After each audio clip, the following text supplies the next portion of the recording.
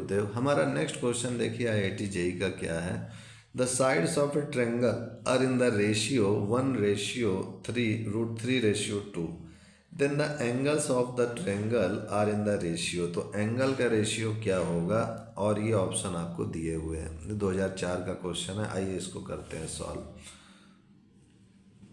तो इसमें सबसे पहले जो रेशियो दिया हुआ है उसको मैं गिवन में लिखूंगा A:B:C। ये दिया हुआ है 1:√3:2।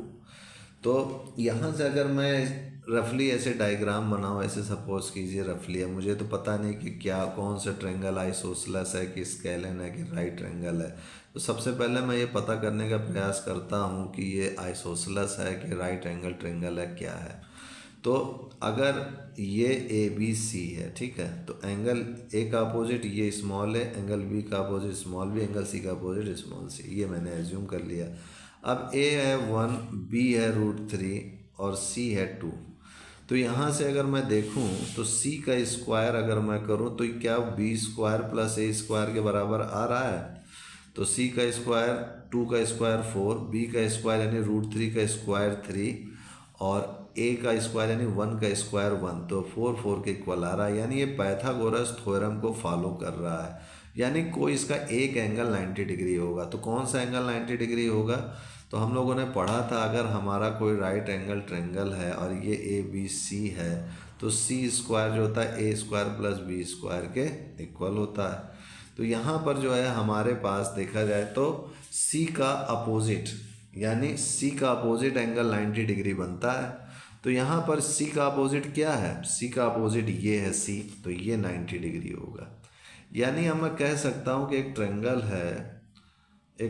है जो कि ये C है, ये A है, ये B है और ये स्मॉल c है, ये स्मॉल a है, ये स्मॉल b है और ये 90 डिग्री है, यानी ये राइट एंगल ट्रेंगल है। अब मैं इसको कह सकता हूँ।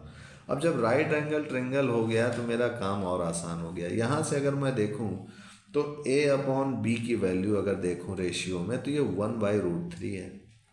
अब आप देखिए जब ये 1/√3 है तो एल्टीट्यूड अपॉन बेस क्या होता है, एल्टीट्यूड अपॉन बेस यानी tan थीटा, और थीटा क्या है यहाँ पर a है, तो यहाँ मैं लिख सकता हूँ tan = tan a। अब 1/√3 की वैल्यू आपको पता है क्या होती है, tan 30 डिग्री, तो मैं यहाँ लिख सकता हूँ tan 30 डिग्री = tan a। तो यहाँ से मुझको a का मान मिल गया 30 डिग्री, और जब a मिल गया तो इसी तरीके से मैं ये 90 है, ये 30 है, तो जाहिर सी बात है b कितना हो जाएगा, therefore angle b = 180 minus angle a plus angle c। तो 180 माइनस एंगल ए है 30, एंगल सी है 90, तो 90 3 120, तो 180 माइनस 120 तो ये हो गया 60 एंगल बी। तो एंगल बी भी मिल गया मुझको। अब रेशियो निकाल लो, angle A ratio angle B ratio angle C. तो एंगल ए है मेरे पास 30, बी है 60 और सी मेरा 90। तो 30 से मैं पूरे को डिवाइड कर दूं तो ये 1 2 3, तो 1:2:3 एंगल आएगा। तो इनमें कौन सा ऑप्शन हमारा मैच कर रहा है, तो डी ऑप्शन मैच कर रहा है 1:2:3 का।